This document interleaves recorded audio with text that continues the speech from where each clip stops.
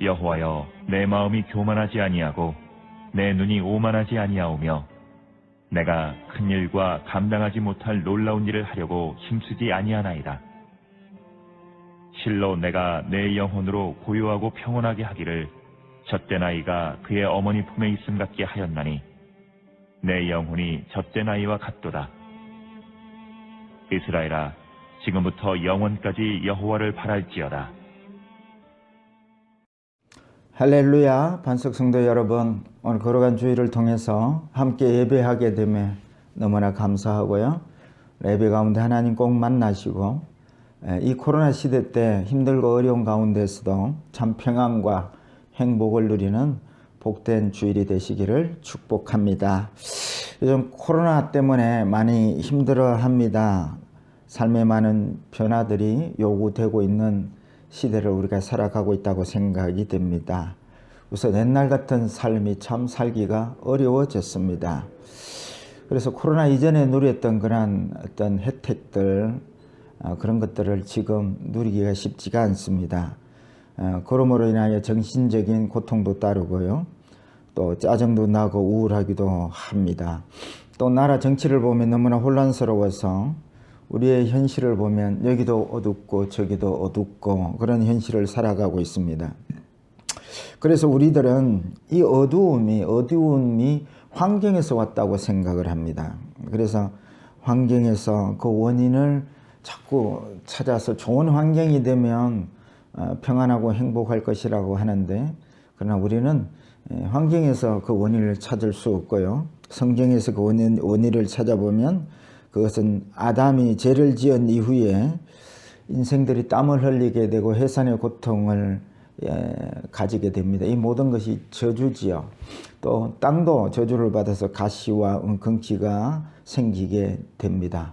최종적인 삶은 바로 마지막 죽음이지요. 지난주 우리가 시편 124편 말씀으로 은혜를 받았는데요. 사냥꾼의 올무에서 갇힌 새와 같은 것이 우리의 운명이고 또 저주와 같은 것입니다. 새는 그 올무를 스스로 벗어날 수가 없는 것이지요. 그래서 여러분, 이 환경적으로 하나님으로부터 죄로 인하여 아담이 지은 죄로 인하여 저주받은 이 삶에는 결코 참 평안을 누릴 수 있는, 환경이 바뀐다고 해서 참 평안을 누릴 수 있는 환경이 될 수가 없다는 말씀이지요. 또 신앙하는 사람이라면 막연하게 믿음으로 살면 행복할 거야, 참 평안을 누릴 거야 생각을 하는데, 여러분, 자연스럽게 믿음으로 산다고 해서 참 평안을 누릴 수 있는 것이 아닙니다.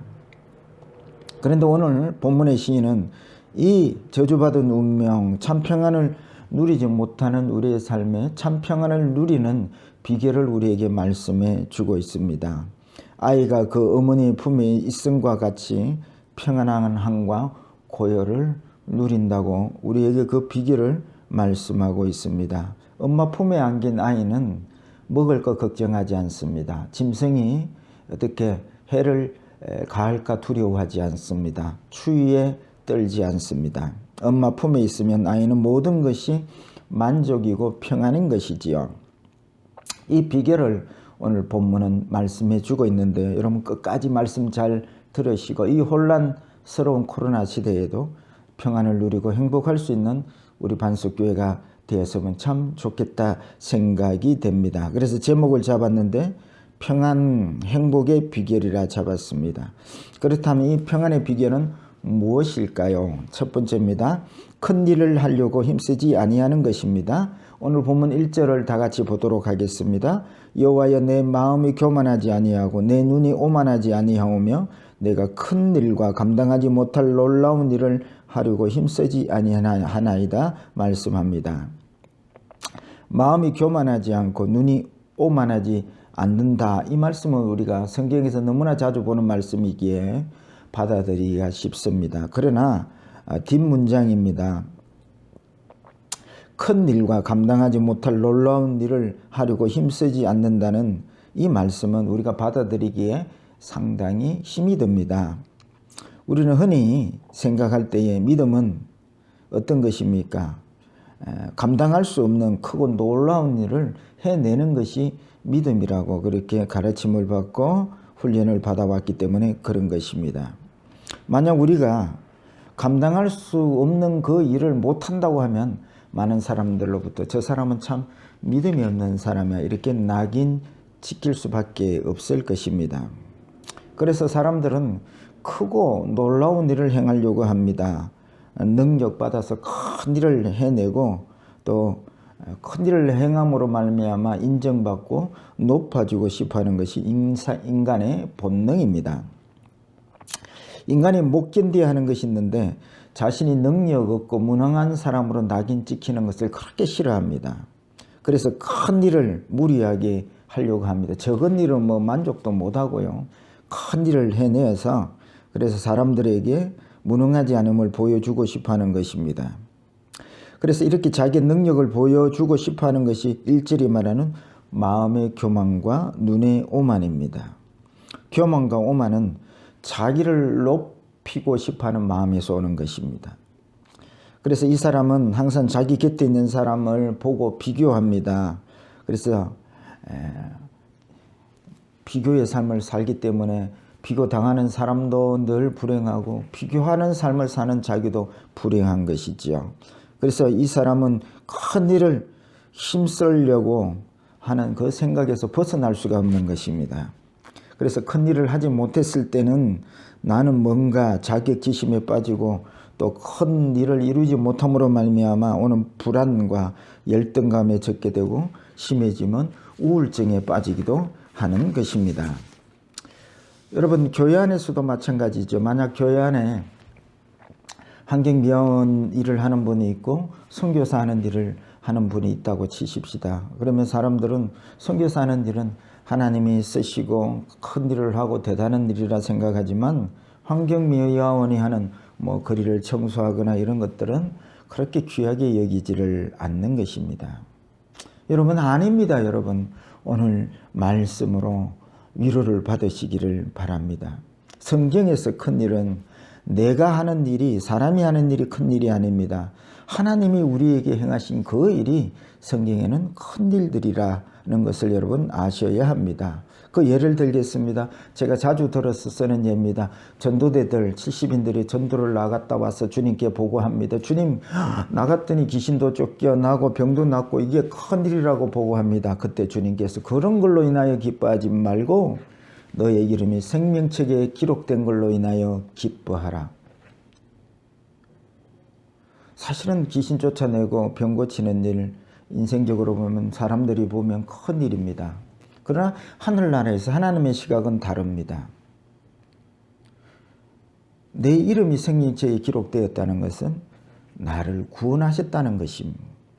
그래서 여러분 하나님만이 우리를 죄에서 구원하시고 우리를 생명책에 기록하시고 하나님의 자녀 삼아주신 이 하나님이 하신 일이 큰 일이라고 성경은 우리에게 말씀하고 있는 것입니다. 그래서 여러분 저와 여러분들이 하나님이 하신 그 큰 일들을 우리는 귀하게 보지 않은데 문제가 많습니다. 그래서 이 시각을 바꾸셔야 합니다. 그래서 막 내가 큰 일을 한 것이 하늘나라의 큰 일이 아니에요. 하나님이 우리에게 행하신 일이 큰 일입니다. 나를 예수 믿게 한 일, 십자가를 지신 일, 나와 함께 하시는 일, 오늘 이 자리에 예배 드리고 찬양하게 하신 일, 서리 집사로 또 주방으로 차량으로 안대로 전도로 뭐 청소로 이렇게 한 일을 우리는 큰 일이라 생각하지 않는 데에 문제가 있습니다. 하나님이 시키신 일이라면 여러분 어떤 적은 일이라도 여러분 귀하게 여기시고 여러분 일을 하실 때에 우리에게는 이제는 큰 일을 안 해도 사람들이 생각하는 큰 일을 안 해도 하나님이 나에게 주신 일 작은 일이라도 이게 하나님이 하신 큰 일이라고 믿고 즐거움으로 감당하실 때에 여러분 우리의 삶에 우리의 영혼에 참 평안이 올 줄 믿으시기를 축복합니다. 두 번째입니다. 하나님과의 관계에 서는 것입니다. 오늘 2절 말씀을 보도록 하겠습니다.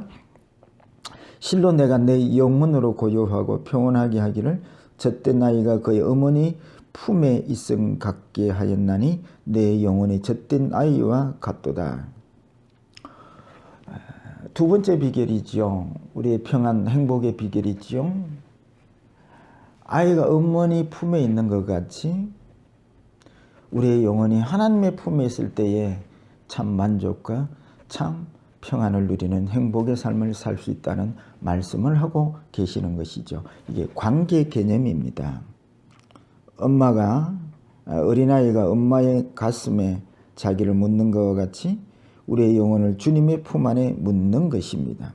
그래서 성경에 쉬지 말고 기도하라 주야로 말씀을 묵상하라는 말씀은 시간 개념과 분량 개념이 아닙니다. 관계 개념이죠. 하나님과의 관계 그 품을 벗어나지 말라. 거기에 참 평안과 행복이 있다는 말씀이지요. 여러분 묻겠습니다. 아이가 엄마 품에 안길 수 있는 조건이 뭘까요? 아이여야 한다는 것입니다.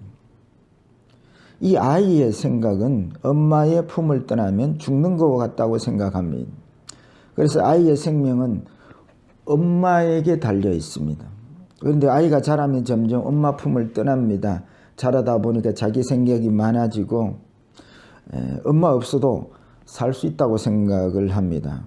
그래서 영적으로도 우리가 가난할 때는 주야 주야 하다가 돈이 있고 집이 있고 직장이 있고 하다 보면 주님 없어도 되겠다고 생각을 하는 것입니다. 이제 이 아이는 엄마와 관계가 생명의 관계가 아니고 영적으로 말하면 주님과 나의 관계가 생명의 관계가 아니게 된다는 말씀입니다. 이것이 바로 성경에서 말하는 영적으로 어른 된다는 표현이지요. 여러분 아이가 엄마에게서 왔듯이 우리의 영혼은 하나님으로부터 왔습니다. 창세기 1장 26절에 우리의 형상대로 사람을 만들고라고 말씀하십니다. 그래서 우리의 영혼은 하나님으로부터 왔습니다. 그래서 사람은 하나님을 만나고 하나님의 품에 거할 때에 그 영혼이 평안을 누리게 되는 것입니다. 아담이 선악과를 따먹고 난 것은 선악과를 따먹은 것은 아담이 하나님 되고자 하는 마음에서 시발이 되었습니다. 근데 누가 하나님 품에 거할 수 있겠습니까? 높아지고 싶고 존경받고 싶은 마음이 그게 죄임을 깨달은 자일 것입니다. 누가 큰 일을 하고 싶지 않아야 할까요? 하나님 앞에서 인생의 삶 자체가 죄임을 깨달은 자일 것입니다. 누가 오만하지 않을까요? 하나님 앞에서 자신의 행위가 결코 의가 되지 못함을 깨달은 자일 것입니다. 이들이 바로 영적으로 어린아이와 같은 것입니다. 어린아이의 특징은 부모 없으면 살 수 없는 것입니다. 그래서 성경에 너희가 어린아이와 같이 되지 않으면 결단코 천국에 들어갈 수 없느니라. 그래서 여러분 본질적으로 죄인임을 깨달은 사람들은 돈이나 성공을 구하는 것이 아니라 이런 어른의 어떤 구함이 아니라 주의 얼굴을 구하는 그래서 영적으로 어린아이 같은 자가 되는 것입니다. 그래서 이 어린아이들은 영적인 어린아이들은 말씀의 삶, 기도의 삶, 예배의 삶 이 자체가 생명과 같은 것입니다. 그래서 이 영적 어린아이가 될 때에 우리는 주님의 품에 거하게 되고 주님의 품에 거할 때에 젖된 아이가 어머니의 품에서 평안을 고해를 누린 것과 같은 참 평안을 누리게 되는 것입니다. 이것이 이 코로나 시대 때 참 평안과 행복을 누리는 두 번째 비결임을 깨달으시기를 축복합니다. 세 번째입니다. 여호와를 바라는 것입니다. 오늘 본문 3절 보겠습니다. 이스라엘아 지금부터 영원까지 여호와를 바랄지어다. 세 번째 평안을 행복을 누리는 비결을 말씀하고 있습니다. 여기서 바라는 것은 자기에게 기대를 하지 않는 것입니다. 자기에게 기대를 크고 높은 일을 하는 것이 헛됨을 알고 자기를 바라보지 않고 하나님을 바라는 것이지요. 그래서 우리는 우리는 늘 증명하려고 합니다. 내가 얼마나 능력 있는 자인지, 내가 얼마나 너와 다른 사람인지를 증명하고 자기의 우월됨을 강조하고 우월로 자기 존재 가치를 인정받고 싶어 하는 것입니다. 여러분, 요즘 텔레비전들을 보면 트롯 열풍이 일고 있습니다. 여기도 트롯 경연, 저기도 트롯 경연, 이렇게 막 경연 대회가 많습니다. 경연 대회는 베이스는 경쟁을 베이스를 하고 있습니다. 그래서 경연에서 지면 뭐 데스매치라 그러죠. 1대1로 붙어서 지면 눈물을 흘리고 가슴 아파하고, 그래서 목표는 1등입니다. 다 물리치고 1등이 되면 영광과 재물이 주어진다고 생각을 하는 것입니다. 그러나 그 영광도 그 인기도 잠시 잠깐이고요. 또 1등 되고 보면 더 높은 1등이 또 보이는 것입니다. 그래서 이 방법은 참 평안을 주는 방법이 아닌 것입니다. 근데 하나님의 평안은 일시적인 평안이 아닙니다. 오늘 본문 3절에 보면 지금부터 영원까지 여호와를 바랄지어다 하고 있으니 일시적인 평안이 아니라 영원한 평안을 우리에게 말씀하고 있습니다. 그래서 바라보는 것이 자기의 편의에 따라서 일시적으로 바라보는 것이 아니라 영원토록 바라보는 것, 이것이 참 평안의 비결이라는 말씀이지요. 그래서 우리는 눈을 드는 연습을 자주 해야 합니다. 우리의 육신의 생각으로 사는 사람들은 이 연약함으로 늘 눈을 아래로 깔고 환경 쳐다보고 사람 쳐다보고 비교의 삶을 그렇게 삽니다. 그래서 우리는 눈을 드는 연습을 늘 해야 합니다. 요즘 거북목 환자가 많습니다. 컴퓨터 보고 스마트폰 보고 하다가 보니 자꾸 고개를 숙이다 보니까 일자목 거북목이 생겨가지고 골이 쏟아지는 것 같고 또 견갑골이 막 통증이 오고 고통스러우고 아파합니다. 저도 그렇게 이렇게 설교 준비하다가 컴퓨터를 많이 보다가 저도 이렇게 거북목 병이 들은 적이 있습니다. 그러나 지금은 그렇지 않습니다. 벗어나는 길은 고개를 들고 고개를 제치고 위를 자꾸 쳐다보는 훈련과 연습을 하게 되는 것이지요. 그래서 여러분, 우리가 평안하려면 눈을 들어 주를 보아야 하는데 눈을 들어 주를 보면 시각의 변화가 옵니다. 눈을 아래로 깔고 보면 누가 좋은 직장에 다니는지 누가 부자인지 누가 권세자인지가 보입니다. 그리고 상대적으로 초라한 내가 보이는 것입니다. 그러나 눈을 들어 주를 본다는 것은 사람이 하는 일이 큰 일이 아니고 하나님이 하신 일이 큰 일임이 보여지기 시작하는 것입니다. 날 사랑하신 주님, 십자가를 지신 주님, 나와 함께 하시는 주님, 그 모든 상황 속에서 최선을 다해서 선으로 인도하시는 하나님이 보이는 것입니다. 그래서 우리가 하는 것은 찬양과 감사합니다. 이게 눈을 들어 주를 본 사람들의 삶인 것이고요. 그래서 이런 사람들은 불평과 불만하는 삶을 살지 않습니다. 눈을 들어 주를 보십시오. 그래서 시편의 시인들은 다 눈을 들어 주를 본 자들입니다.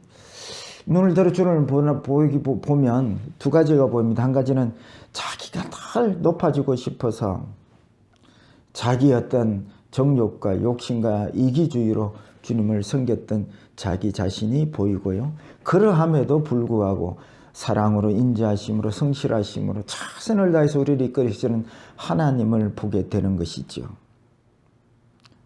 그래서 그 주님을 만나고 최선을 다해서 일하시는 주님의 그 열심을 보면서 그들이 찬양하지요.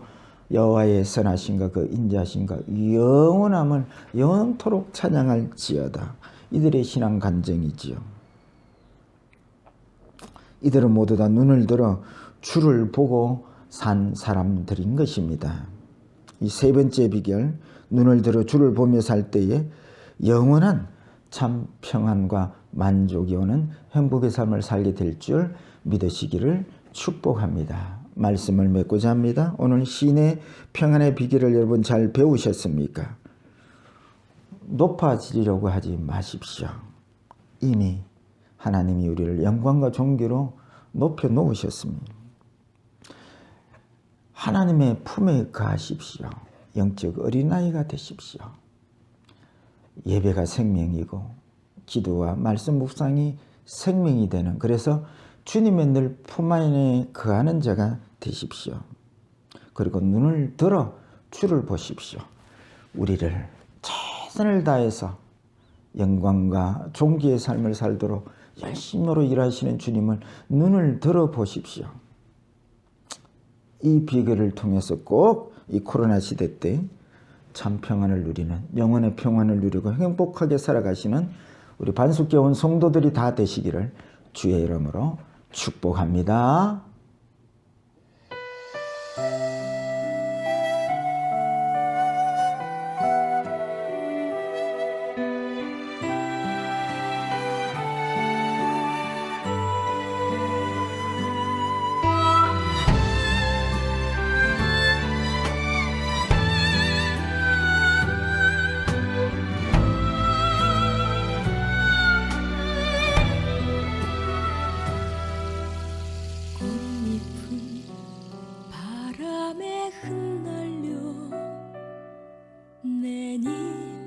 계신 곳에 떨어지고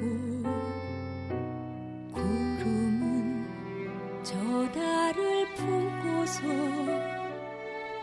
오늘도 노래하네. 그대 떠난 그 길을 홀로선 나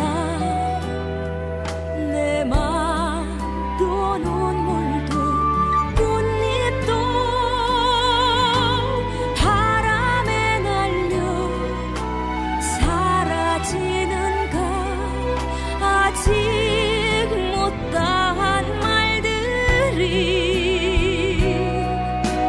많은데 바람아 내님 계신 곳 그곳에 내 맘 전해주기. 눈물아 꽃잎이 되어 내 맘 그대에게 전해주기.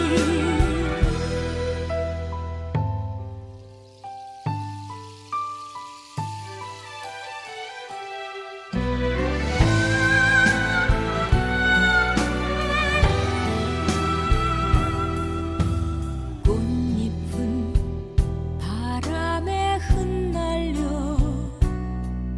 내님 계신 곳에 떨어지고